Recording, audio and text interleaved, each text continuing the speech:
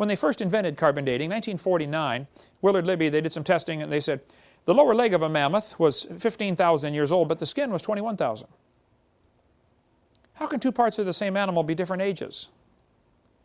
Quite obviously, we know one of the numbers is wrong. So how would you know either of them are right? And if either one's right, how would you know which one? I see no way to tell. Well, let's see if it's getting better. 14 years later, they tested a living mollusk, a clam, and it was 2,300 years old. Still alive.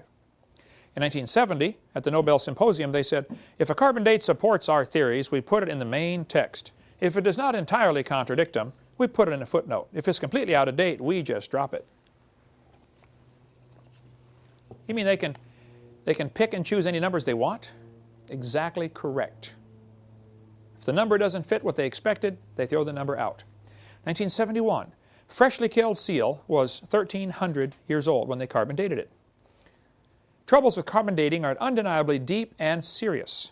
Despite 35 years of technological refinement and better understanding, the underlying assumptions have been strongly challenged and warnings are out that radiocarbon dating may soon find itself in a crisis situation. Continuing use of the method depends on a fix-it-as-we-go approach, allowing for contamination here, fractionation there, and calibration wherever possible. It should be no surprise then that fully half the dates are rejected. Did you follow that? Out of thousands of carbon dates that have been carbon dating times that they've done it, half of the numbers are thrown out. How do they know they're wrong? And also, how would you know the other half is right? If half your test results have to be thrown out, it ought to raise red flags in somebody's brain. Wait a minute. This is stupid. What are we doing? We're wasting our time here.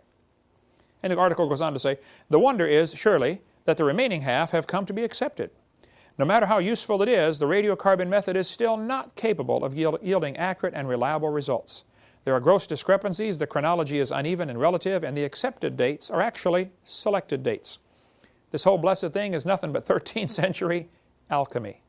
And I agree. That's 1981. I've got all these in chronological order. It never gets better. 1984, living snails carbon dated 27,000 years old. 1992, two mammoths found side by side. They carbon date them. One is 22,000, the other is 16,000. Which one's right? Or are both of them wrong? Or are both of them right? There is no possible way to tell. In 1996, Carl Swisher at Berkeley University used the most advanced techniques to date human fossils. It says last spring he was reevaluating Homo erectus skulls found in Java in the 1930s. He was testing the sediment found with them. The species was supposed to be extinct for 250,000 years. Swisher used two different dating methods. He kept making the same startling find. The bones were 53,000 years at most, and possibly no more than 27,000. Well, I'd like to point out two things here. He's looking for 250,000 as his answer, but he keeps getting 53 to 27,000, okay? Which is only 1/4 of what he wants, 1/5 of what he wants, okay? But he's still getting a 96% error. I mean, is it 27,000 or 53,000? This is not an exact science.